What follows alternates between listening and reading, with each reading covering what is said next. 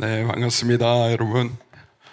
제가 한 12년 전에 통역하러 한번 온 적이 있었습니다.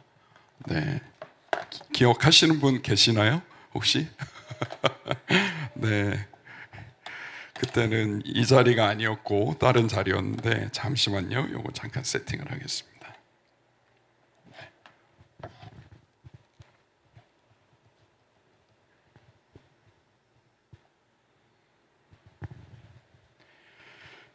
네.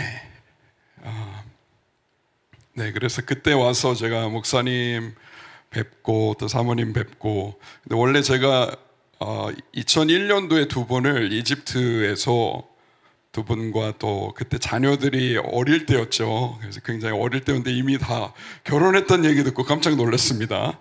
2001년 제가 이집트의 DTS 제자훈련학교 훈련을 받으면서 이제 아우리치를 갔었을 때 저희 팀을 그때 거기에서 섬겨주셨었어요. 그래서 그때 처음으로 두 분을 알게 됐었고, 그리고 이제 또 2013년인가요? 통역하러 와서 또 뵌 적이 있었고, 또 정말 오래간만에 또 이렇게 와서 함께 또 식사도 하고 함께 예배도 드리고, 또 우리 특별히 청소년 친구들이 이제 아우리치 여름에 간다고 들었는데, 그래서 함께 이런 시간 가질 수 있도록 초대해 주셔서 너무 감사합니다.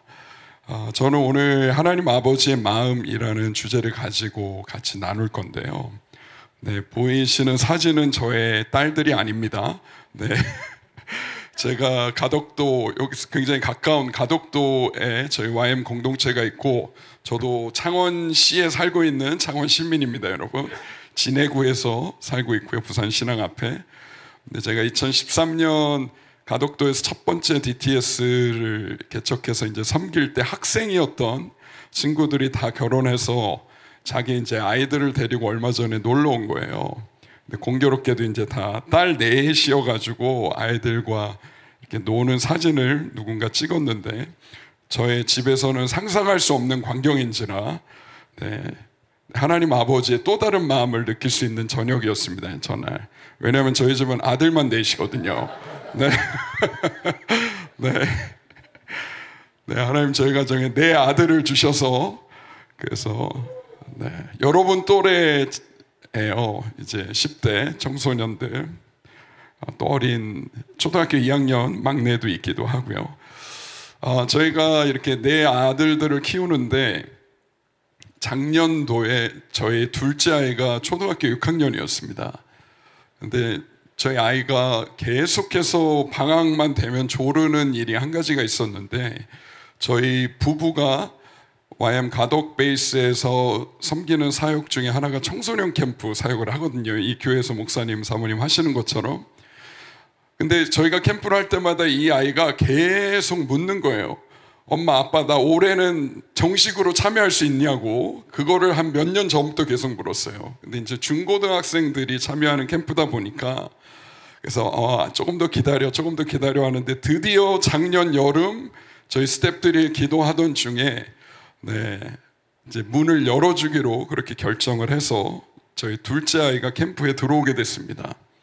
근데 4명 중에 성격이 제일 강해요. 굉장히 강하고 되게 이렇게 거친 면도 있고 자기 주장이 굉장히 확실하고, 그래서 넷 중에 키우는 데 있어서 조금 힘이 많이 드는 친구입니다. 근데 이제 이 아이가 캠프를 작년 여름에 참여를 하고, 저희가 몽골로 청소년 아이들 한 10명을 데리고 아우리치를 갔었어요. 아우리치 가가지고 이제 모여서 저희가 몽골에서 사역을 준비하는데, 아이들한테 예배 인도할 사람 하니까 이제 이 사람 저 사람 손 들고, 그리고 또 복음 전할 사람 하니까 또 친구들 중에 손 드는 친구들이 있고, 그리고 이제 간증할 사람 했는데 저희 둘째가 갑자기 손을 드는 거예요. 그래서 제가 너무 깜짝 놀라가지고, 아니 네가 뭐 간증할 게 있어? 이제 속으로 굉장히 깜짝 놀라가지고, 그래서 이제 몽골에 있는 청소년들 아이들하고 저희가 모임을 같이 하게 됐었는데, 그래서 앞에서 친구들이 찬양 인도도 하고, 그리고 어떤 친구는 또 복음도 전하고, 그리고 저희 둘째가 그때 앞에 나와서 이제 간증을 하기 시작했어요. 자기가 이 몽골에 오기 직전에 있었던 여름 캠프를 하는데 예배 중에 예수님이 자기에게 오셔서는 이런 말씀을 하셨다는 거예요. 내가 너를 용서한다. 그 예수님이 자기에게 오셔서 그 말씀을 해주셨던 이야기를 하는데 목이 메어서 막 울면서 얘기를 더 이상 못 나눴어요. 진짜 짧은 거 한마디 얘기했어요. 예수님이 나에게 오셔서 내가 널 용서한다. 이 말씀 해주셨어요 하고 이제 그냥 계속 울었기 때문에 더 이상 간증을 할 수가 없었죠.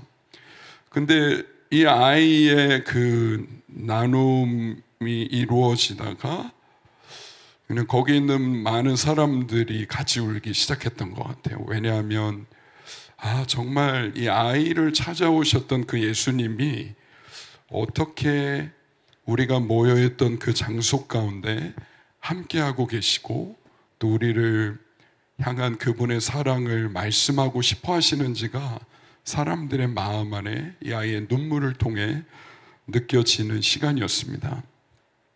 그래서 저는 그때 되게 회개를 많이 했어요. 내가 참 아빠인데도 불구하고 우리 아이를 참 몰랐구나. 우리 아들을 몰랐고 또 한 가지는 하나님이 얼마나 놀라운 분이신지를 내가 정말 간과하고 있었구나. 하나님께서 나이와 상관없이 하나님의 사랑하는 아들들과 딸들을 만나주시고 그리고 그분의 말씀을 나이와 상관없이 들려주시고 그분의 사랑을 경험할 수 있게 해주시고 그 마음 깊은 것을 터치하시는 분이 바로 하나님이십니다. 그런데 저는 오늘 저녁에 여러분과 함께 찬양을 하면서 동일한 감동이 느껴졌어요.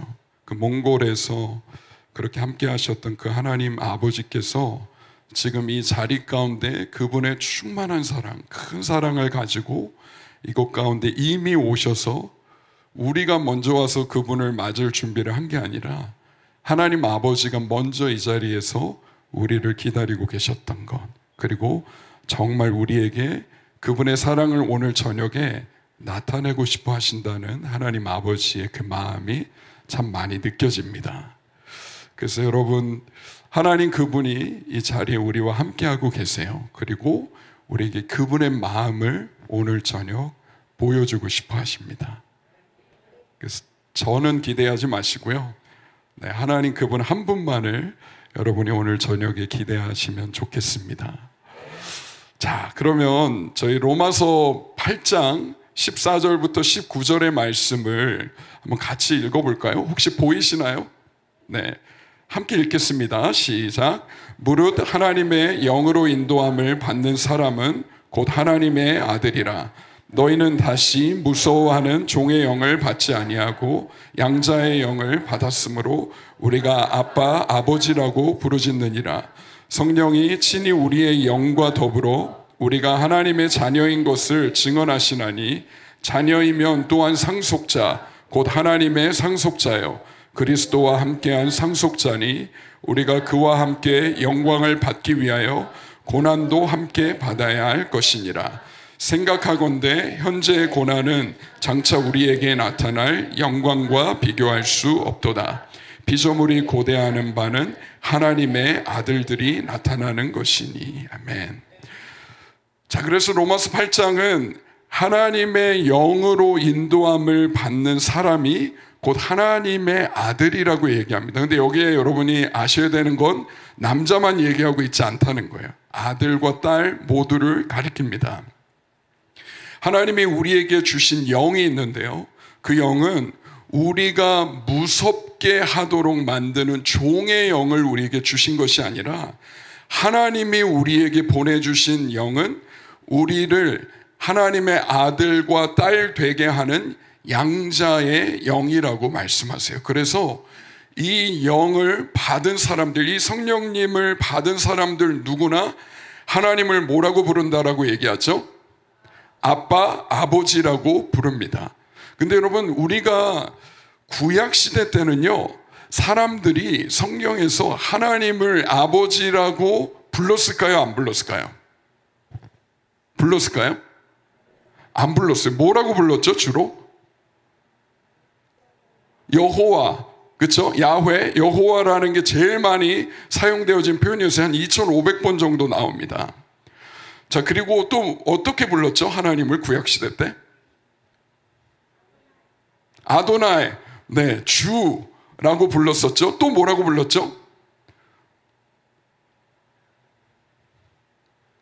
여러분이 성경을 펼치면 자주 나오는 말인데, 태초에 땡땡땡이, 그렇죠. 하나님, 엘로힘이라는 히브리어죠. 하나님이라고 하는 것도 많이 나오는 표현이었어요. 야훼, 엘로힘, 아도나이, 이 세 가지가 가장 많이 하나님을 부를 때 이스라엘 백성들이 불렀던 이름입니다. 하나님을 아버지라고 부른 일은요, 구약 성경을 찾아보면 손가락으로 꼽을 수 있는 정도입니다. 한 4번 정도 나와요. 그런데 우리가 신약 시대로 넘어오면 예수님이 등장을 하시고, 예수님은 어려서부터 10대 때부터 하나님을 아버지라고 부르기 시작합니다. 온 가족이 이제 절기를 지키기 위해서 예루살렘에 왔다가 예수님의 가족이 다 절기를 마치고 집으로 돌아가고 있는데 10대였던 예수만 사라진 거예요. 그래서 3일 걸려가지고 잃어버린 아들을 성전에서 찾습니다. 그리고는 엄마 마리아가 묻죠. 예수야, 너 성전에서 뭐 하고 있는 거야? 했더니 그때 어린 예수님 뭐라고 대답했는지 아세요? 뭐라고 했죠? 그렇죠. 내가 아버지의 집에 있는데 왜 그러세요? 내가 아버지의 집에 있다라는 표현을 써요. 성전을 아버지의 집이라고 이야기합니다. 그리고 예수님이 30살이 돼서 이제 사역을 시작을 하셨을 때는요, 어느 날 제자들이 예수님께 이렇게 묻죠. 예수님, 우리에게도 기도하는 법을 가르쳐 주세요. 그랬더니 예수님이, 자, 이렇게 기도하면 돼. 하늘에 계신 우리 아버지. 자, 기도는, 얘들아, 너희가 기도는 아버지에게 하는 것이야. 하늘에 계신 우리 아버지. 예수님은 하나님을 아버지로 알고 계셨고, 아버지로서 아들과의 관계를 하셨던 분이었었고, 그리고 제자들에게 어떻게 하나님을 멀리 떨어져 계신 신적인 존재로만 대하지 않고 정말 나를 사랑하시는 아버지인지 아버지와 자녀로서 관계하는 법을 예수님이 제자들에게 직접 보여주세요. 그래서 예수님이 이 땅에 오셨던 이유는 물론 십자가를 통해서 우리의 죄를 대신해서 죽으시고 우리의 죄를 용서하기 위한 목적도 분명하지만 그게 다가 아니에요. 예수님이 이 땅에 오셨던 또 하나의 굉장히 중요한 이유는 뭐냐면, 어떻게 하나님을 아버지라고 부르고 아버지와 자녀의 관계를 살아가는 것인지를 보여주기 위해서 예수님이 이 땅에 오셨어요. 그래서 예수님이 십자가에 달리시기 직전에 겟세마네 동산이라는 곳에서 간절하게 기도하세요. 왜냐하면 이제 예수님이 자기가 십자가에 못 박혀 죽을 거라는 거를 알고 계셨거든요. 그래서 간절하게 기도하면서 극심한 고통 가운데 기도했기 때문에 의학적으로 극심한 스트레스를 받을 때 종종 나타나는 현상 중에 하나가 혈관이 터지고 그 피가 땀과 섞여서 나오는 증상이 있다고 하는데, 예수님도 땀방울이 핏방울이 되기까지 기도하시는 장면이 나옵니다. 그때 겟세마네 동산에서 우리의 모든, 인간의 모든 죄악이 담겨져 있는 잔을 앞에 놓고 예수님이 이렇게 기도하세요. 뭐라고 기도했죠? 아빠, 아버지, 하실 수만 있거든 이 잔을 내게서 옮겨주세요. 그러나 나의 원대로 마시고 아버지의 원대로 해주세요. 예수님의 인생에 있어서 가장 절박하고 가장 고통스러웠던 순간에 예수님의 입에서 튀어나왔던 한마디가 뭐였냐면 아빠 라는 말이었어요. 혹시 여러분 기도할 때 아빠라고 부르는 분 있나요? 하나님 부를 때? 없어요? 없어요? 아빠라고 부르는 분 없나요? 감히 하나님을, 네, 예수님이 뭐라고 불렀냐면 아빠, 아버지라고 부르셨어요. 예수님은 삶의 모든 순간마다 하나님과 관계할 때 하나님을 아빠, 아버지라고 부릅니다. 그래서 구약에서는 아무도 하나님을 그렇게 감히 부를 생각조차 못했었는데 예수님이 이 땅에 오셔서 하나님이 우리의 아버지라는 것을 보여주시고 난 그 시점부터 새로운 관계의 문이 우리 앞에 열린 거예요. 그래서 그때부터는요, 여러분이 신약 성경을 읽어보면 하나님을 아버지라고 부르는 표현이 신약에만 250번 나옵니다. 신약 시대를 살아간 수많은 사람들이 하나님을 드디어 예수님처럼 아빠, 아버지라고 부르면서 아들과 딸로서 관계하는 삶을 살아가기 시작합니다. 그래서 성령님이 우리에게 오셔서 하시는 중요한 변화가 무엇이냐면 우리의 죄 사함뿐만 아니라 우리를 하나님의 아들이 되고 딸이 되게 하시고, 그래서 하나님을 이제는 우리가 아빠, 아버지라고 부를 수 있게 해주세요. 근데 그게 끝이 아니라 16절에 보니까 성령님이 친히 우리의 영과 더불어서 우리가 하나님의 자녀인 것을 증언해 주세요. 자, 우리가 하나님의 아들이라는 거, 딸이라는 거 제일 확실하게 누가 확증해 주시고 증언해 주시냐면 성령님이 하시는 일이에요. 그래서 우리 안에 성령이 오시면 우리가 하나님 아버지에게 얼마나 사랑받는 아들이고 딸인지를 확실하게 증거해 주십니다. 그러면서 17절에 무엇을 우리가 살아가게 하시냐면 자녀라고 한다면 또한 하나님의 상속자가 되는 거예요. 그러면서 뭐라고 얘기합니까? 그리스도와 함께한 상속자, 또 다른 번역으로는 그리스도와 함께 공동 상속자가 되었다라고 얘기해요. 예수님이 하나님의 사랑받는 아들로서 하나님께로부터 받은 어마어마한 유업과 하나님께 받은 상속이 있었다면 여러분에게도 하나님이 주시는 동일한 유업과 상속이 있는데 어떻게 받게 하시냐면 예수님과 똑같이 공동 상속자가 되어서 받게 하십니다. 그래서 마치 예수님이 하나님 아버지께 구했던 모든 열방을 나에게 유업으로 주세요라고 했던 예수님의 기도에 우리가 함께 동참하고, 그래서 우리가 하나님께 아버지께 뭐라고 구해요? 우리에게도 열방을 유업으로 주세요 라고 예수님과 똑같이 기도하게 되는 거예요. 그래서 여러분이 여름에 유럽으로 아우리치를 간다고 들었는데 여러분이 유럽 땅을 밟으면서 독일을 밟고 프랑스를 밟고 여러 나라들을 밟으면서 여러분이 예수님과 똑같이 기도할 수 있는 거예요. 하나님, 프랑스를 우리에게 유업으로 주십시오. 독일을 우리에게 유업으로 주십시오. 이 유럽 땅을 우리에게 유업으로 주십시오. 왜 구할 수 있어요? 하나님이 우리를 아들, 딸 삼아 주셨을 뿐만 아니라 예수님과 똑같이 공동 상속자가 되게 하신 거예요. 그런데 우리가 또 한 가지 기억해야 되는 건 열방을 우리가 상속받는 것뿐만 아니라 예수님이 아들로서 이 땅에 살면서 하나님 아버지와의 관계에서 누렸던 이 모든 것들을 우리도 동일하게 아들과 딸로서 누릴 수 있게 됩니다.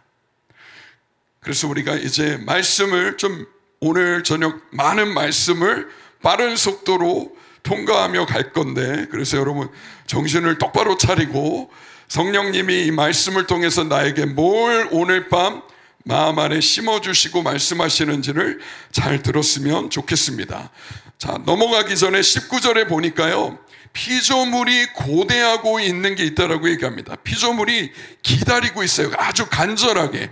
하나님이 지으신 이 모든 세상, 모든 자연, 모든 동물들, 이 세상의 모든 것들이 간절하게 기다리고 있는 한 가지가 있는데 뭐냐면 뭘 기다린다고 해요?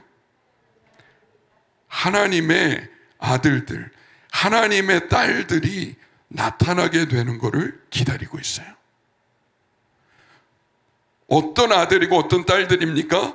바로 내가 성령으로 인해 하나님을 아빠, 아버지라고 부를 수 있다는 것을 확신하면서 하나님의 자녀된 삶을 이 땅에서 누려가는 삶, 하나님의 상속자라는 걸 확신하면서 열방과 이 사회 모든 영역들과 하나님이 우리를 부르신 그 자리에 있는 것들을 우리에게 유업으로 달라고 구하는 이러한 하나님의 아들들과 딸들이 이 세상 가운데 등장하기를 기다리고 있다는 거예요. 여러분이 하나님의 아들이고 사랑받는 딸인 것을 알고 확신할 뿐만 아니라 자녀됨을 누리며 살아가는 그러한 사람들이 이 세상에 나타나기만을 온 세상 모든 하나님의 피조물이 지금까지도 기다리고 있습니다. 자, 그래서 우리가 이러한 자녀됨을 이 땅에서 살아가는 데 있어서 중요한 것이 무엇이냐면요, 그러면 우리를 자녀되게 하시는 하나님은 어떤 아빠이신지, 어떤 분이신지를 우리가 아는 게 중요하고 경험해 가는 게 중요한데요, 성경 속에서 특별히 우리가 발견할 수 있는 관계하시는 하나님 아버지의 기쁨을 우리가 잠시 살펴봤으면 좋겠습니다. 자, 기쁨을 만들어낸다는 것, 기쁨이라는 것을요, Relational Skills in the Bible 이라는 책, 성경 안에 있는 관계의 기술들에 대해서 기록하고 있는 책에서는 이렇게 기쁨을 설명합니다. 한번 같이 읽어볼까요? 시작. 우리는 얼굴과 얼굴을 맞대고 눈 맞춤, 미소, 따스한 얼굴 표정, 바디 랭귀지, 몸동작, 환대하는 모습을 주고받음을 통해 기쁨을 만들어낸다. 기쁨이 어떻게 우리에게서 경험되어지냐면 관계 안에서 얼굴과 얼굴을 맞대고 눈을 맞추고 미소를 짓고 따스한 얼굴 표정을 보여주고 바디랭귀지와 몸동작이 우리를 향해서 환대하고 우리를 환영해주는 모습을 우리가 보게 될 때요, 이 관계 속에서 우리는 기쁨을 경험하게 됩니다. 자, 그래서 이 내용을 여러분이 좀 기억하셨으면 좋겠고요. 성경 말씀에 보면 하나님께서 아담을 창조하시는 말씀이 나옵니다. 여호와 하나님이 땅의 흙으로 사람을 지으시고 생기를 그 코에 불어넣으시니 사람이 생명이 되니라. 자, 아담을 흙으로 빚으시고는 하나님께서 그분의 생기를 하고 불어넣었더니 흙덩이가 실제로 살아있는 존재가 됩니다. 자, 그러면 아담이 살아있는 존재가 되고 눈을 뜨게 됐겠죠? 눈을 떴을 때 제일 먼저 봤던 건 뭐였을까요? 하나님. 또 뭘 봤을 것 같습니까? 아담이 처음으로 눈을 떴을 때 뭘 제일 먼저 봤을 것 같아요? 네, 입은 움직이시는데 소리가 여기까지는 안 들리네요. 네, 많은 것들, 하나님 지으신 동물들도 봤을 거고 많은 것들 봤을 때 저의 상상은 하나님을 제일 먼저 봤을 것 같아요. 왜냐하면 하나님이 아담의 코에다가 입을 갖다 대시고 생기를 불어넣고 계셨잖아요. 뭐 한 1km 떨어진 데서도 물론 생기를 보낼 수는 있으셨겠지만 하나님이시니까. 그런데 하나님의 형상대로 처음으로 지어지는 아담을 향해서 하나님이 얼마나 특별한 마음으로 가까이 오셔서 그 코에다가 생기를 불어넣으셨을지. 그래서 아담이 눈을 뜬 순간 하나님의 그 얼굴을 아담이 아마도 제일 먼저 봤을 것 같아요. 만약에 그렇다면 아담은 하나님의 어떤 얼굴을 봤을 것 같으세요, 여러분? 하나님 어떤 얼굴 표정이셨을 것 같아요? 미소, 기쁨. 자, 성경의 말씀들을 우리가 조금 더 찾아볼까요? 하나님이 어떤 분이신지. 자, 시편 16편 11절입니다. 함께 읽겠습니다. 주께서 생명의 길을 내게 보이시리니 주의 앞에는 충만한 기쁨이 있고 주의 오른쪽에는 영원한 즐거움이 있나이다. 다윗이 노래했었던 주님이 나에게 보이신 생명의 길이 있다라고 얘기해요. 근데 이 시편 16편은요, 다윗의 삶에서 굉장히 힘든 시간에 쓰여진 시인데 원수들이 자기의 눈앞에 있고 너무나 힘든 상황 가운데 다윗이 어떤 고백을 하냐면 주님이 나에게 생명의 살 길을 보여주셨습니다. 근데 그 길이 어떤 길이냐면 주의 앞에 충만한 기쁨이 있다는 거예요. 그런데 여기서 주의 앞이라고 하는 단어가 영어로는요, in your presence라고 돼 있어요. 임재. 당신의 임재에는 충만한 기쁨이 있고, 근데 이 원래 히브리어 원어상의 의미는 뭐냐면 주의 얼굴, 파네카라는 단어예요. 주의 얼굴에는 충만한 기쁨이 있습니다 라는 뜻이에요. 주님의 오른쪽에는 멈추지 않는 영원한 즐거움이 있습니다.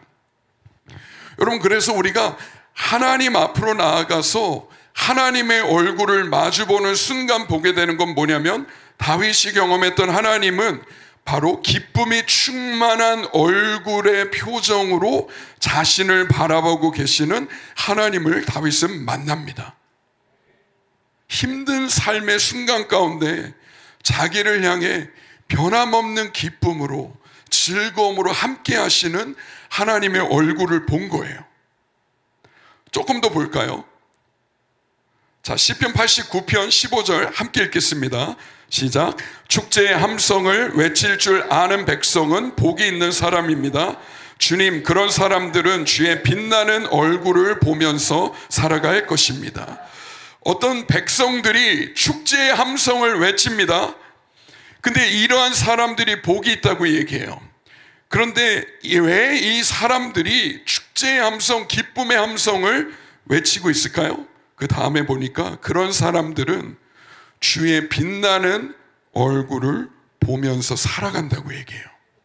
여러분, 우리가 예배할 때, 제가 청년부 시절 교회 20대 때 교회 가서 정말 힘든 시간이 있었는데, 솔직히 찬양을 하다가 막 이 기뻐하자 하는 막 찬양들이 있잖아요.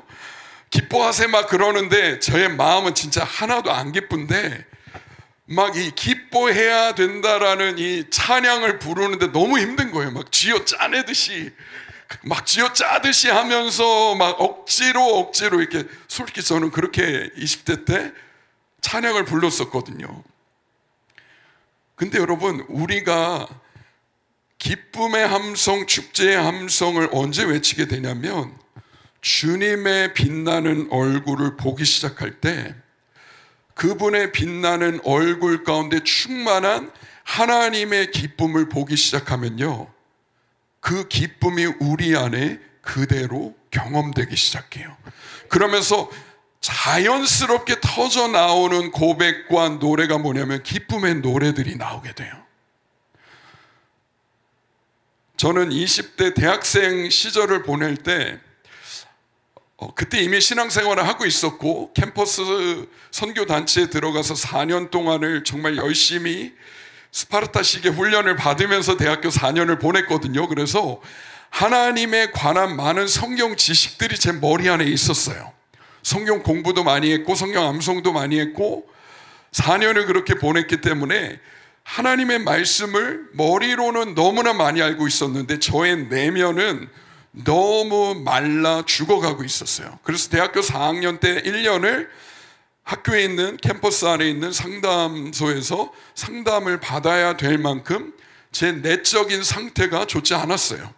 그리고 저희 집안에 또 가족과의 관계에 많은 문제, 특히 저와 아버지의 관계가 너무 안 좋았었기 때문에 제 내면 안에 그 상처로부터 왔던 많은 고통들과 씨름하고 있는 때였어요.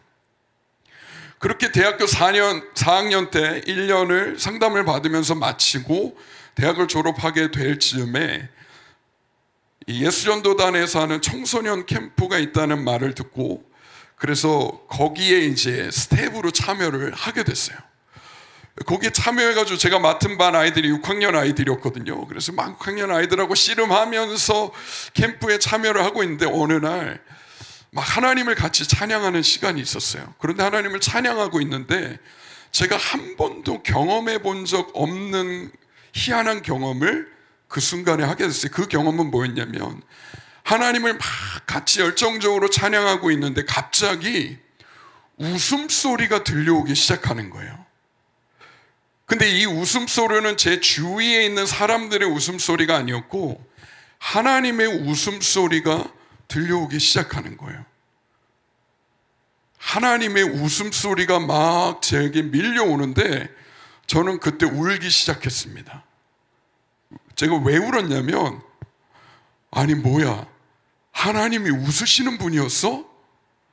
저는 신앙생활을 해오던 거의 한 10년 가까이 되는 시간 동안 하나님은 늘 무서운 분인 줄 알았거든요. 하나님은 굉장히 좀 경직되어 있는 분처럼 느껴졌고, 거룩하다 거룩하다 거룩하다 하면 저는 그 말이 굉장히 무섭다 무섭다 무섭다, 다가가기 힘들다 힘들다 힘들다, 좀 저희 집안 분위기 같이 느껴졌어요. 제 아버지랑 저랑 사이가 안 좋았기 때문에 아버지에게 저는 다가가는 게 굉장히 부담스럽고 힘들었거든요. 그래서 제가 늘 했던 일은 뭐였냐면, 저녁 먹는 시간에 빨리 밥 먹고 제 방으로 들어가는 게 그나마 아버지와의 갈등과 긴장감을 회피하는 방법이었어요. 그렇게 늘 살아왔었던 저에게 하나님도 아버지잖아요. 그래서 하나님을 아버지라고 부르며 그 아버지에게 기도하고 그 아버지를 예배하고 하는 순간들이 저에겐 늘 긴장감이 느껴졌었어요. 그런데 처음으로 찬양하는 중간에 하나님이 웃으시는 너무나 인자하고 따뜻한 웃음소리가 들려오는데, 저는 굉장히 보수적인 배경 교회 선교단체에서 훈련을 받았기 때문에 하나님의 음성을 듣고 하나님의 웃음소리를 듣고 이런 거는 상상도 할 수 없는 배경에서 저는 성장을 했어요. 제가 성장한 교회는 장로교회였는데 저희 교회는 운동권 교회였습니다. 그래서 늘 데모하는 교회에서 저는 컸어요. 저는 중고등부 시절에, 그래서 저희가 수련회 가거나 하면 부르는 찬양은 찬양이 아니라 운동권 민중가요였어요. 그러다 선생님들이 이제 필 받으면 투쟁 투쟁 막 이러는 교회 분위기에서 좀 컸거든요. 그러니까 예수님을 인격적으로 만나지 못했었고 하나님이 얼마나 좋은 아버지인지 몰랐어요. 늘 들었던 거는 사회 정의와 막 이 미국이 얼마나 나쁜 나라인지에 대한 이런 교육들을 늘 받으면서 저는 중고등학교 시절을 보냈거든요. 제가 들어간 선교단체도 말씀의 훈련은 강했지만 하나님과의 인격적인 관계와 기쁨의 관계를 경험할 수 있다는 것은 한 번도 얘기해 준 적이 없었어요. 그래서 저에게 있어서는 하나님은 늘 멀리 계신 아버지였어요.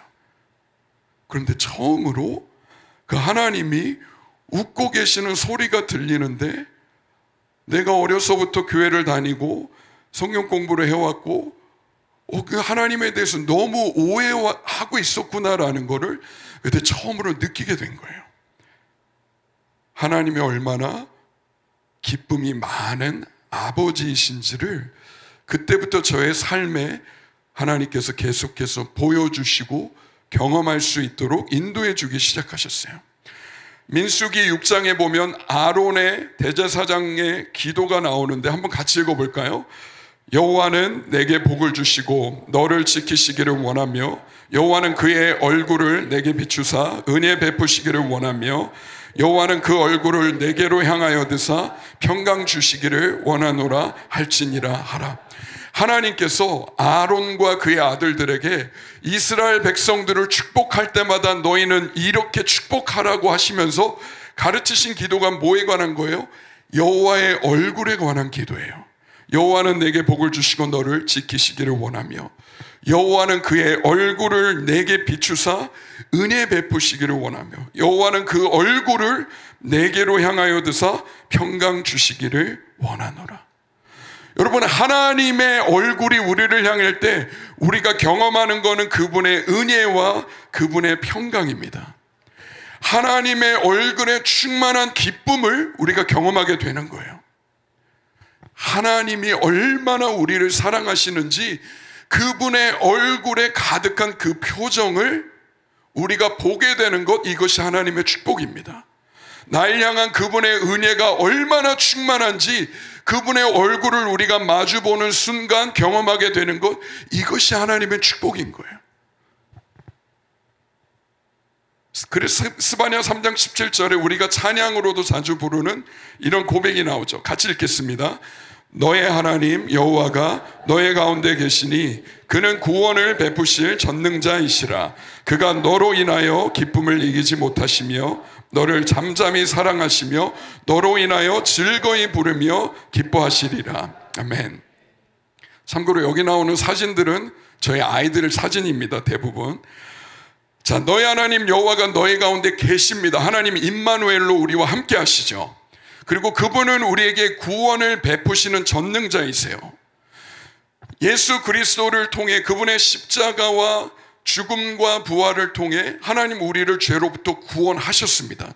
근데 우리가 기억해야 되는 것은 무엇이냐면 죄로부터 건져지는 것은 끝이 아니라 시작에 불과해요.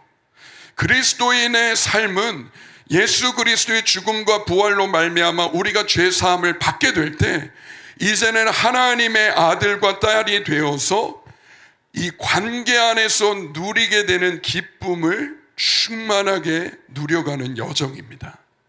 이것이 그리스도인의 삶이에요.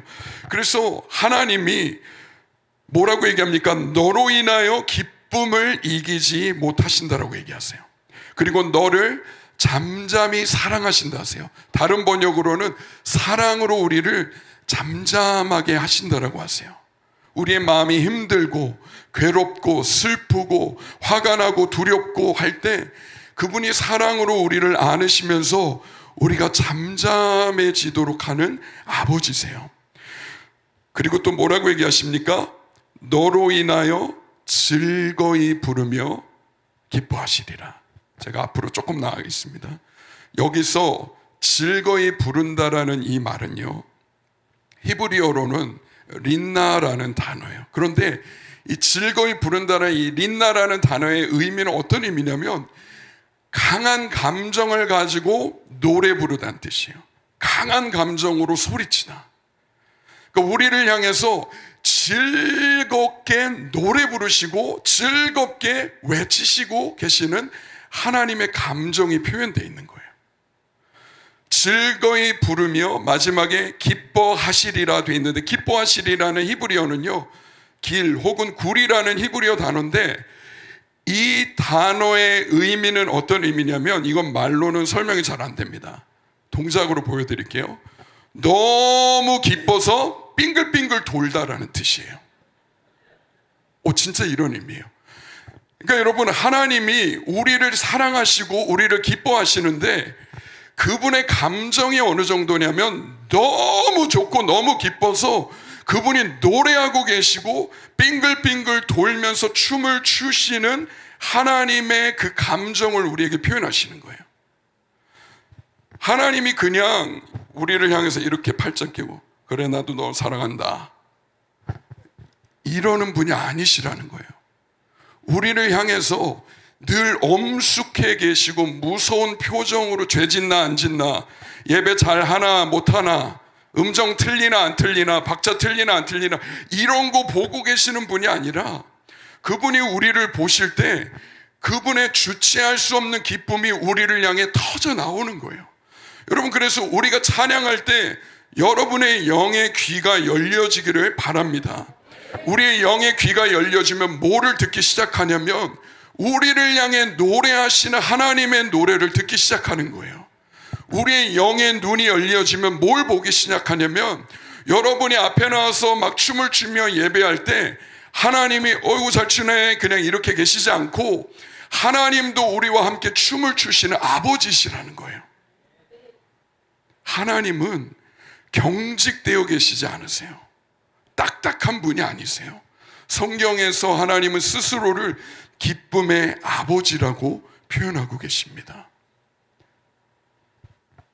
제가 옛날부터 들어왔던 말씀이었어요. 스바냐 3장 17절 찬양으로도 수도 없이 불렀던 고백이었어요. 그러던 어느 날 하나님이 말씀하셨던 게 이런 감정이었구나. 그냥 글자적으로만 내가 널 기뻐한다, 기쁨을 이기지 못한다, 즐거이 부른다, 기뻐하시리라 이 정도의 의미가 아니라 여기에 강력한 하나님 아버지의 감정이 담겨 있구나. 그래서 여러분, 하나님의 형상대로 지어진 아버지들이 전 세계 어디서나 만국 공통으로 하는 공통된 일이 있어요. 자기 아이들을 잘 던집니다. 그렇죠? 이 아버지, 엄마들은 질겁하죠. 엄마들 안 돼, 우리 애기 떨어져, 그러다 뇌 다쳐 막 엄마들은 말리는데 아빠들은요 아이들의 위험을 이거를 경험하면서 느끼는 스릴을 경험하게 해줘요. 그래서 막 점점 엄마가 말릴수록, 아내가 말릴수록 더 높이 던집니다. 휘 하면서 막 던지고, 그러다가 할아버지까지 오시면 서로 막 주고받으면서 던지죠. 이제 왜 그래요? 여러분, 아버지의 마음 안에 자녀와 함께 즐기고 누리는 하나님 아버지의 그 형상과 그 마음이 아빠들의 마음에 있어요. 저의 즐거움 중에 하나는 내 아들들을 키우면서 한 명 한 명 저 사진 찍는 게 재밌었거든요. 아이들이 막 하늘로 날아가면서 아주 막 자지러지게 웃으면서 좋아하죠. 엄마는 점점 얼굴이 하얘지고. 예수님이 이 땅에 오셔서 30세가 되시던 해, 이제는 목수일을 멈추시고 그분의 사역을 시작하시게 되는데, 요단강에 가서 예수님이 세례를 받으세요. 그리고 물에서 올라오시는데 어떤 일이 벌어집니까? 하늘이 열리고 성령님이 비둘기같이 내려서 예수님 위에 임하십니다. 그러더니 하늘로부터 들려오는 소리가 있었어요. 자, 어떤 소리가 들려옵니까? 그쵸? 근데 이 말인 거예요, 결국. 아들아, 사랑해. 아들아, 내가 널 너무나 기뻐한다. 하하하하. 웃음소리 같이 들리지 않았을 거예요?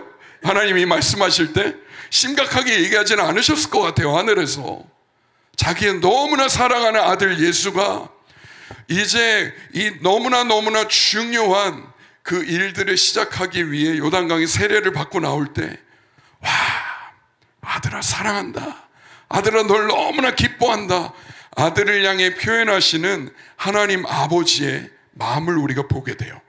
여러분, 그래서 우리가 성경에서 발견하는 하나님은 어떤 아버지십니까? 얼굴에 기쁨이 충만한 분이세요. 여러분을 바라보는 하나님 아빠의 얼굴에 기쁨이 충만해요. 그리고 그 기쁨으로, 사랑으로 노래 부르고 춤추시는 아버지세요. 그리고 그분의 사랑과 이 기쁨을 자녀에게 표현하는 아빠세요. 예수님에게 하늘을 가르고 성령을 보내시고, 그리고 그 하늘로부터 아들을 향해 외치시며 사랑과 기쁨을 표현하신 하나님께서, 자, 아까 처음에 읽었던 말씀 기억하나요?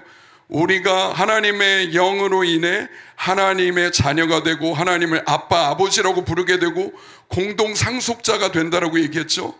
그래서 예수님이 누리셨던 모든 하나님 아빠와의 관계를 우리가 이 땅에서 살아가면서 동일하게 누리게 하신 것, 이것이 하나님의 구원입니다. 이것이 하나님의 구원이에요. 그냥 죄로부터만 간신히 건져져 가지고 처절하게 이 세상을 비참하게 살다가 죽는 거가 구원의 끝이 아니고요, 우리가 죄로부터 건져졌으면 그때부터는 아들과 딸로서 그분의 사랑을 받고 매일매일의 삶에서, 학교에서, 가정에서, 직장에서, 어디에서나 하나님 아빠의 날 향한 충만한 기쁨의 얼굴을 마주보고 날 축복하시고 은혜 베풀기를 원하시는 그분의 얼굴을 마주보는 삶을 살아가는 것, 이것이 자녀된 삶인 거예요. 이것이 구원받은 우리의 삶입니다. 모든 피조물이 기다리고 있는 아들과 딸의 모습은 바로 이런 모습인 거예요. 예수님이 이 땅에 오셔서 그 놀라운 하나님의 사랑과 기쁨을 모든 피조물과 인간에게 보이신 것처럼, 우리도 하나님의 아들과 딸로서 이 땅에서 이러한 관계를 하나님 아버지와 누리며 살아가는 것, 피조물이 그러한 아들과 딸이 나타나기를 기다리고 있습니다. 그래서 예수님은 요한복음 15장 11절에서 이렇게 말씀하십니다. 내가 이것을 너희에게 말한 것은 나의 기쁨이 너희 안에 있어 너희 기쁨이 가득 넘치게 하려는 것이다. 예수님 안에는요, 충만한 기쁨이 있었어요. 예수님의 기쁨은 어디에서 왔을까요? 어디에서 왔을까요? 하나님 아버지와의 관계로부터 왔어요. 왜냐하면 예수님의 매일 매순간의 삶은 어떤 모습이었냐면 늘 아버지의 음성을 듣고 아버지를 마주보는 것, 아버지가 행하시는 것을 보는 것, 우리가 세례받는 모습에서 볼 수 있는 것처럼 하나님 아버지는 아들 예수님을 향해 사랑과 기쁨을 표현하는 아버지이셨어요. 그래서 예수님의 마음의 탱크는요, 하나님으로부터 오는 이 충만한 기쁨이 있었어요. 그래서 예수님이 말씀을 우리에게 하신 이유는 뭐냐면, 우리도 이 기쁨을 가득 넘치게 경험하는 삶을 살도록 예수님이 말씀하십니다. 로마서 14장 17절, 하나님의 나라는 먹는 일이나 마시는 일이 아니라 성령 안에서 누리는 의와 평강과 기쁨입니다. 하나님의 나라는요, 성령 안에서 우리가 누리는 의와 평강과 기쁨이에요. 왜 그렇습니까? 하나님의 나라에 바로 그 왕이신 분이 의와 평강과 기쁨의 왕이기 때문이에요. 그래서 그 하나님 나라의 특징은 무엇이냐면, 그 하나님 나라를 사랑하는 백성들의 삶의 특징은 무엇이냐면 의와 평강과 기쁨을 누리는 삶이에요. 이것이 하나님 나라의 백성들의 특징입니다. 여러분, 하나님이 얼마나 우리를 기뻐하시는 아버지이신지 이해되시나요? 그래서 하나님이 그 형상대로 이렇게 사람을 만드시죠. 같이 한번 읽겠습니다. 시작. 하나님께서 말씀하셨습니다. 우리가 우리의 모습과 형상대로 사람을 만들자. 그래서 바다의 물고기와 공중의 새와 온갖 가축과 들짐승과 땅 위에 기어다니는 모든 생물을 다스리게 하자. 그래서 하나님께서 하나님의 형상대로 사람을 창조하시되 남자와 여자를 만드셨습니다.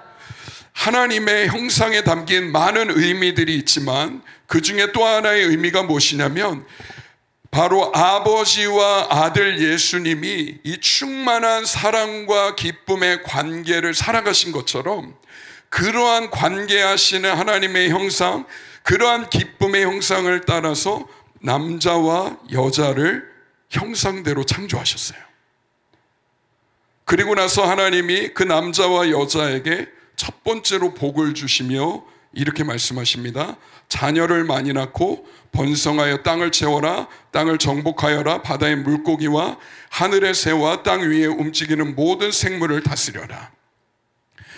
자, 하나님의 형상대로 남자와 여자 아담과 하와를 지으신 하나님께서 그 인간에게 주셨던 첫 번째 복이 무엇입니까? 이 둘이 부부가 됨을 통해, 서로 사랑함을 통해 자녀를 많이 낳는 것, 그래서 그 자녀들이 번성하고 땅을 채우는 것이었어요.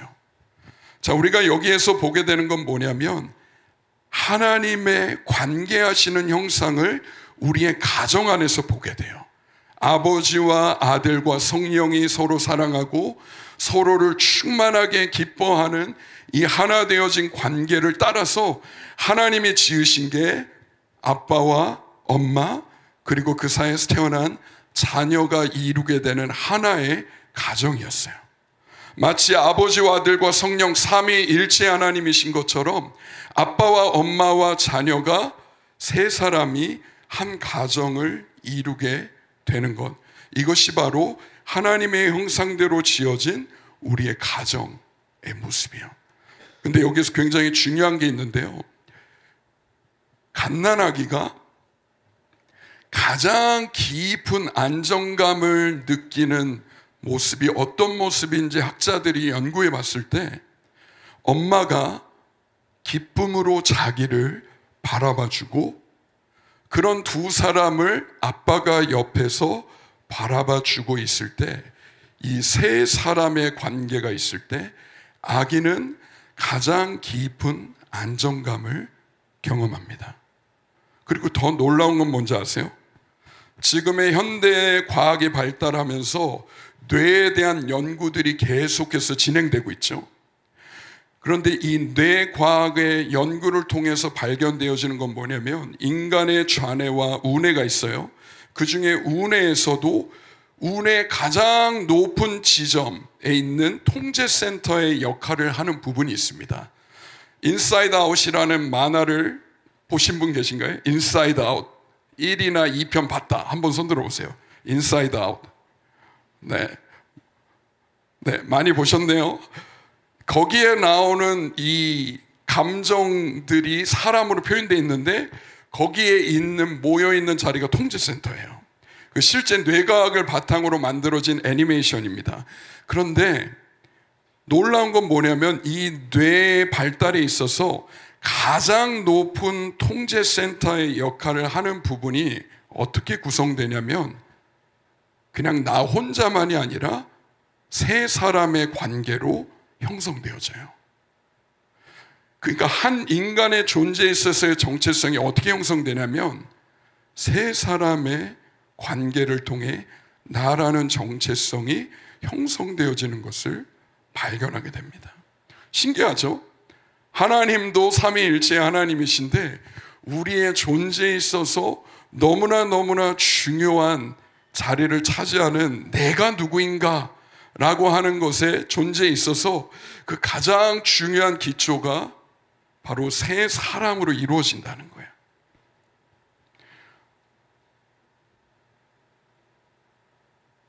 제가 원래 일찍 1부를 끝내고 어른들이 가시고 2부를 해야 되는데 저에게 몇 분만 시간을 주시면 제가 곧 끝내겠습니다. 왜냐하면 부모님들이 같이 들으시면 너무 중요할 것 같아서. 그래서 이 기쁨은 하나님께서 우리 인생의 중요한 기초가 되도록 디자인하셨습니다. 여호와 하나님께서 동쪽 땅 에덴의 동산을 만드시고 지으신 사람을 그곳에서 지내게 하셨어요. 아담과 하와를 살게 하신 곳의 이름이 에덴입니다. 자, 에덴은 히브리어인데 무슨 뜻일까요? 아세요? 기쁨이란 뜻 맞습니다. 에덴은 기쁨이란 뜻이에요.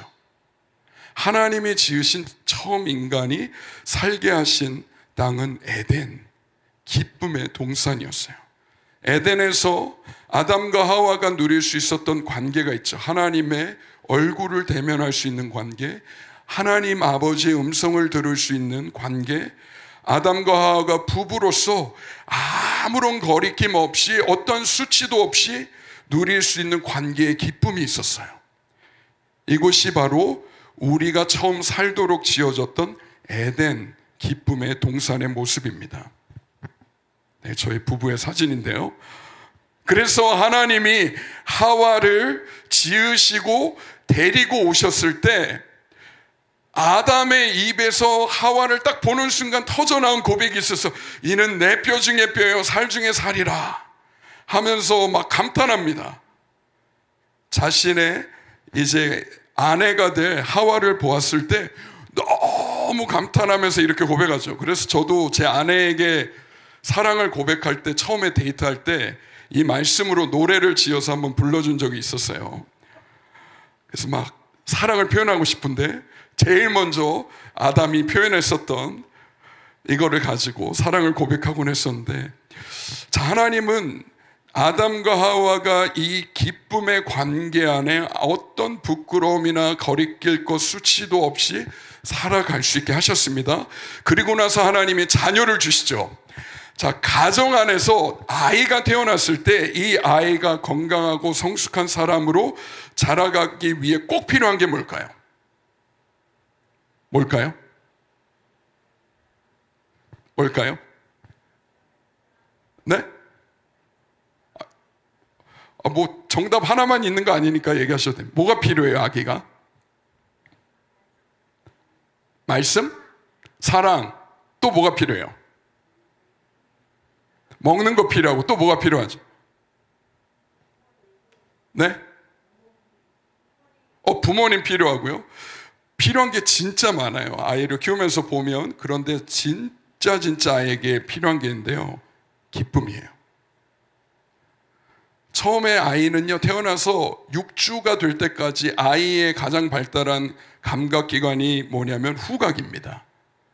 엄마의 냄새, 엄마의 젖냄새를 아이가 바로 맡아요. 그러면서 엄마가 먹여주는 우유, 적절한 온도를 조절해주는 이 세 가지를 통해서 아이는 만족감을 경험하고, 이걸 엄마가 잘 해줄 때 엄마와 아이 사이에 애착이 일어나게 돼요. 그리고 엄마 아빠는 우리에게 태어난 아기에게서 보고 싶어 하는 게 있어요. 뭘 보고 싶어 하죠? 아기에게서 엄마 아빠가 보고 싶어 하는 거. 아기 웃는 거 보고 싶어요. 여러분 기억 안 나겠지만 너무 옛날 일이라 엄마 아빠가 그래서 열심히 한 게 한 가지 있습니다. 여러분 얼굴 앞에서 뭐였을까요? 까꿍하면서 엄마 아빠가 재롱을 참 많이 부려주셨어요. 여러분은 웃게 하고 싶어가지고. 근데 처음에 태어난 아기에게서 돌아오는 반응은 6주가 됐을 때도 이런 반응입니다. 아무 반응을 보이지 않아요. 엄마 아빠가 아무리 재밌게 웃어주고 표정을 지어줘도 아기는 그냥 멀뚱멀뚱 바라만 봅니다. 왜냐하면 아기의 오른쪽 뇌에 있는 시각 피질이 아직 충분히 발달이 안 돼 있거든요. 그래서 보는 걸 통해서 기쁨을 경험하기 아직 어려워요. 근데 엄마 아빠가 포기하지 않고 계속 웃어줍니다. 계속 재밌는 소리를 내요. 그러다가 보면 12주쯤 지났을 때 정말 중요한 사건이 일어납니다. 12주가 될 때까지 이때는 뭐가 감각이 중요하냐면요, 터치가 되게 중요해요. 7주에서 12주. 그러다가 3개월쯤 됐을 때 어느 날 엄마가 아기를 보면서 웃는데 처음으로 우리 아이가 씩 하고 웃는 거예요. 엄마를 보면서. 바로 타이밍이 기가 막힌데요. 아기가 엄마를 보면서 처음으로 생후 3개월쯤 되었을 때 웃어요. 자, 엄마의 반응은 어땠을까요? 엄마는 어떻게 반응할까요? 우리 애가 웃었어 하면서 더 크게 웃어요. 지금 여기에 사진에 잘 안 나와 있지만 저 위에서는 엄마가 까꿍하고 어느 날 웃었는데 아이가 처음으로 씩 하면서 미소를 짓는 거예요. 그러니까 아래에서 엄마가 너무 기뻐가지고 더 크게 까꿍하고 더 큰 미소를 보내니까 아이가 엄마의 얼굴을 보고 어떤 반응을 보여요? 아이도 한박 웃음을 짓습니다. 지금 뭐가 일어나는 거냐면 엄마의 뇌 속에 있는 기쁨을 엄마의 얼굴 표정을 통해 아이가 보고 기쁨을 처음으로 경험하게 되는 거예요. 뇌의 시각 피질이 이제는 준비가 된 거예요. 그래서 엄마의 얼굴 속에 나타난 기쁨을 보고 아이도 기쁨을 경험하는 거예요. 그리고 그 기쁨에 대한 반응이 아이의 얼굴 안에 나타나니까 엄마도 아이의 기쁨을 보고 엄마의 오른쪽 뇌 안에 있는 조이 센터라고 하는 부분에서 기쁨의 증폭이 일어납니다. 그러니까 엄마의 얼굴에 더 큰 미소가 지어지니까 그걸 본 아기의 눈을 통해서 아기의 오른쪽 뇌의 조이 센터 안에도 똑같이 기쁨의 증폭이 일어나는 거예요. 하나님이 우리를 이렇게 지으셨어요. 관계 속에서 기쁨을 경험해 가도록 하나님이 우리를 지으셨어요. 하나님의 얼굴에 우리를 향한 충만한 기쁨이 있는 것처럼 엄마와 아빠를 통해 또 우리를 키워주는 사람을 통해서 우리의 얼굴에 그 충만한 기쁨이 어떤 것인지를 보여주고 싶어 하셨어요. 그래서 기쁨은 이렇게 정의하는데 누군가 나와 함께 있는 것을 즐거워할 때 느끼는 감정이 기쁨이에요. 아기가 보면서 엄마의 얼굴에 가득한 미소를 보면서 이 사람은 나랑 있는 걸 참 즐거워하는구나 라는 걸 말이 아니라 엄마의 얼굴 표정과 눈빛 속에서 아이가 경험하게 되는 거예요. 13개월쯤 되면 그래서 아기는 극도의 기쁨, 하이 조이라고 하는 것을 경험할 수 있는 뇌의 발달이 이루어지게 돼요. 한 가지만, 충격적인 사실 한 가지만 말씀드리면 생후 9개월이 된 아기에게 조이 센터의 발달이 가장 많이 일어나는 시기입니다. 만약에 엄마 아빠가 아이랑 이러한 시간을 많이 보내주면 보내줄수록 아기의 우뇌 안에 있는 조이 센터는 많이 발달이 일어나게 되는데 하루 중에 9개월 된 아기가 하루 중에 잠자는 시간을 빼놓고 예를 들어서 12시간을 깨어서 논다라고 해보죠. 깨어있는 12시간 중에 아기는 과연 얼마나 오랫동안 이런 관계를 지속할 수 있을까요? 한번 찍어보세요. 네? 3시간? 또 있습니까? 몇 시간? 찍어보세요.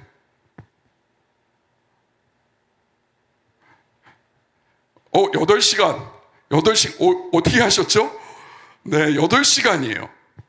무려 8시간을 이렇게 관계할 수 있어요. 자, 그렇게 할 때 어떤 일이 일어날까요?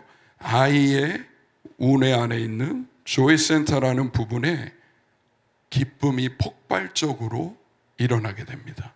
그러면서 아이의 뇌 안에 있는 신경들이 쫙쫙쫙쫙 가지를 뻗어 나가게 되는 거예요. 그러면서 어떤 변화가 일어나요?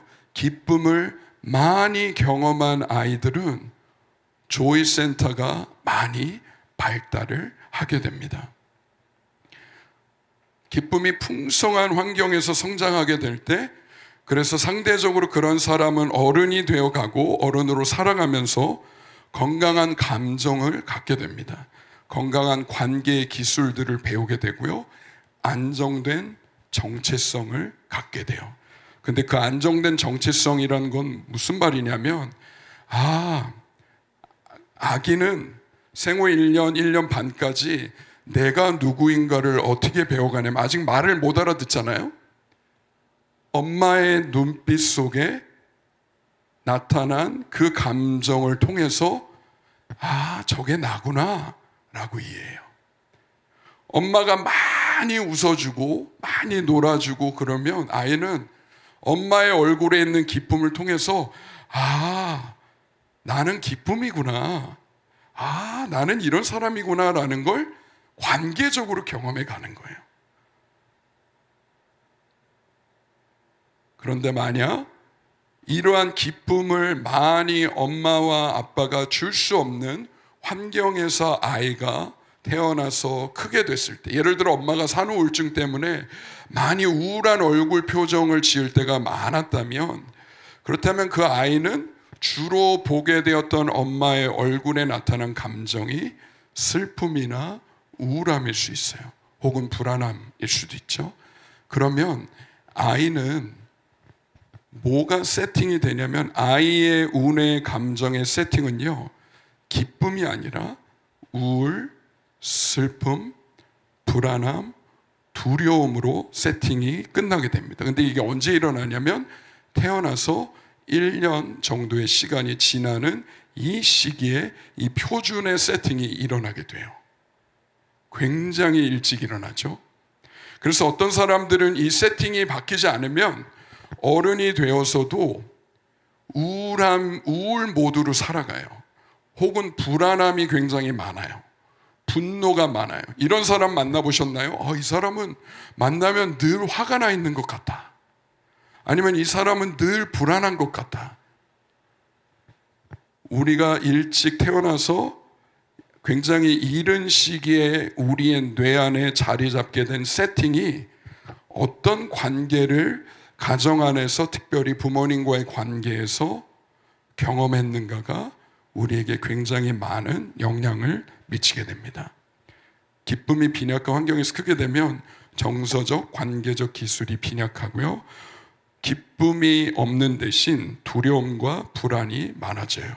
그래서 뇌 사진을 찍어보면 이런 사진이 나옵니다. 정상적인 뇌를 밑에서 위로 찍은 사진인데요. 앞쪽에 있는 조이 센터 희락중추라는 부분이 이렇고요. 그 다음 사진은 우울증이 있는 사람의 뇌 사진이에요. 조이 센터의 반응들이 나타나지 않는 걸 보게 됩니다. 기쁨이 결핍되어 있는 모습을 우리가 보게 돼요. 자, 하나님은 기쁨이 충만한 아버지이시고 우리를 그러한 형상대로 지으셨음에도 불구하고 우리가 어떤 관계를 가정 안에서 일찍이 경험하고 이것이 수정되고 회복될 기회 없이 살아가게 될 때 우리의 뇌는 어떤 모습일 수 있는지의 한 예라고 할 수 있고요. 되게 우울하죠.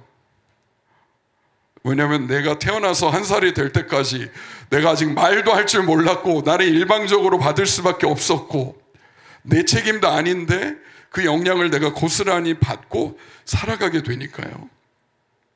자, 그런데 우리에게 소망이 있습니다. 제가 이것만 이야기하고 일부를 마치도록 하겠습니다. 우리가 기쁨이 부족할 때는요, 사람들이 고통스러운 감정과 두려움을 처리하기 위해서 달려가는 가짜 기쁨들이 있어요. 기쁨 없이 살아가는 게 너무 힘들어요. 기쁨이 결핍될수록 고통스러운 감정들을 해결할 수 있는 힘이 우리에게 없어요. 마치 근육이 없으면 무거운 거를 내가 들어올릴 수 있는 힘이 없는 것처럼, 기쁨의 역량이 작은 사람일수록 삶에서 부딪히는 어려움, 여러 힘든 감정들, 고통들을 직면했을 때 이걸 뚫고 갈 수 있는 내면의 힘이, 관계적인 힘이 없게 됩니다. 그래서 우리는 고통을 직면할 때, 두려움을 만날 때, 힘들 때, 스트레스 받을 때 달려가는 가짜 기쁨들이 사람마다 다 있어요. 자, 보통 뭘로 많이 달려가죠? 없나요? 다 하나님께로 달려가시나요, 여러분? 뭘로 달려가죠? 사람들 스트레스 받고 짜증나고 힘들고 화나고 그런다. 뭘로 가죠?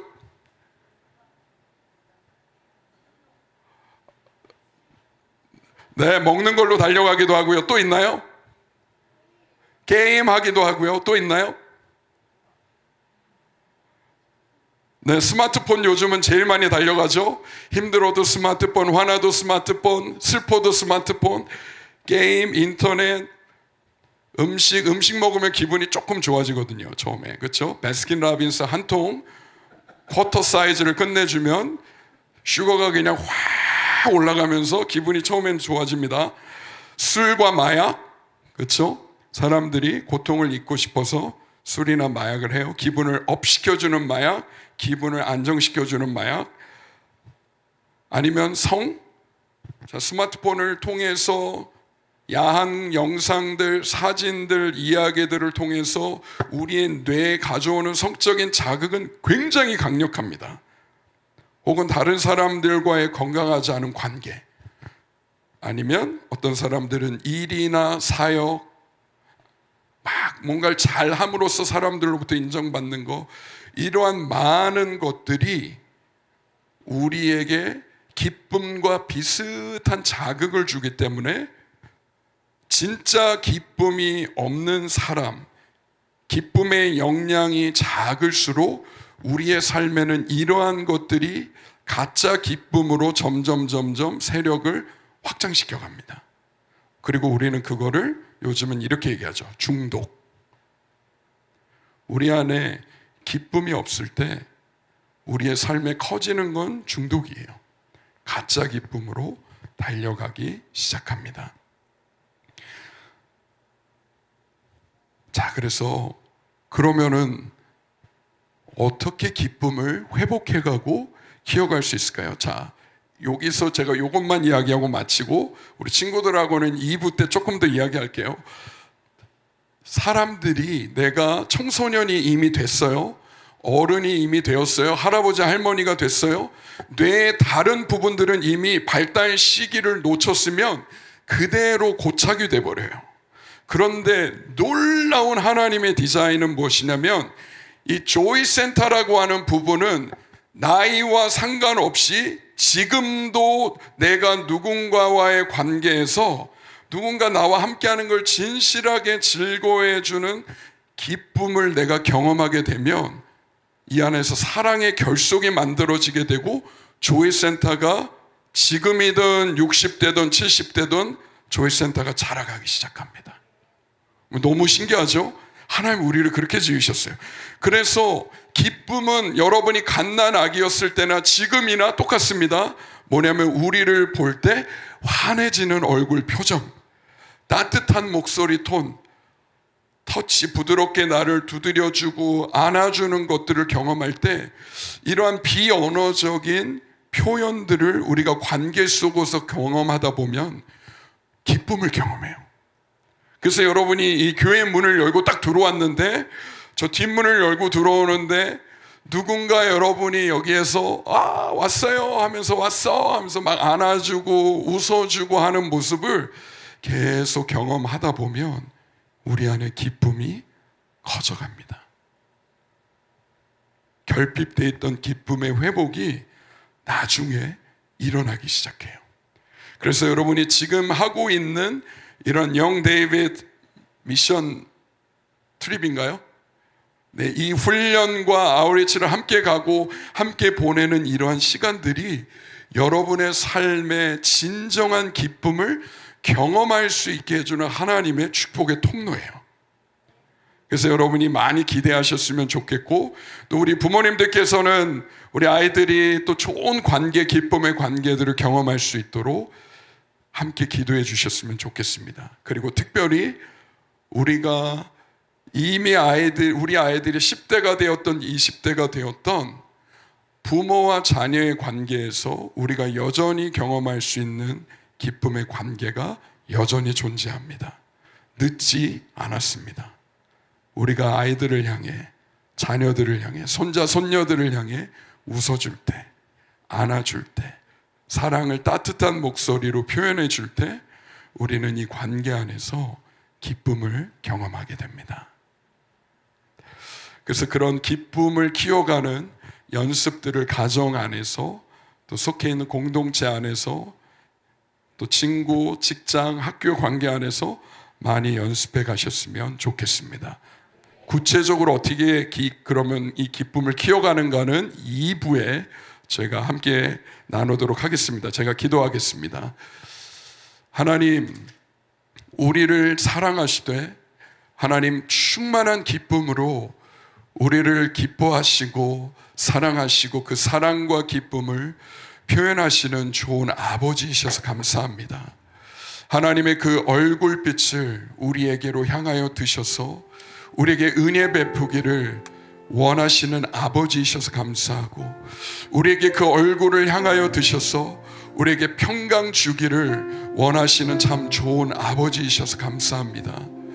하나님, 오늘 이 밤에 우리가 함께 읽고 함께 나누었던 이 말씀 속에 있는 하나님 아버지의 이 기쁨과 이러한 관계가 우리의 머리의 지식에서 우리의 마음 깊이 내려오게 하여 주시고, 하나님과 나와의 관계 안에, 하나님과 우리 가족과의 관계 안에 이러한 기쁨의 하나님 아버지를 실제적으로, 구체적으로 더 깊이 경험할 수 있는 은혜를 우리에게 부어주시기를 간구합니다. 그래서 하나님, 이제 집으로 돌아가는 분들의 발걸음 가운데 함께 걸으시는 하나님 아버지를 느끼게 하여 주시고, 내가 잠자리에 드는 순간에도 내 곁에 함께 하시며 나에게 사랑의 음성으로 속삭이시고 날 미소 지으며 바라보시는 하나님 아빠의 얼굴을 보는 은혜가 있게 하여 주옵소서. 우리를 너무나 사랑해 주시는 하나님 참 감사합니다. 그리고 그 기쁨의 회복을 지금 이때 우리의 삶 안에 주기 원하셔서 감사합니다. 예수님 이름으로 기도드립니다. 아멘. 아멘.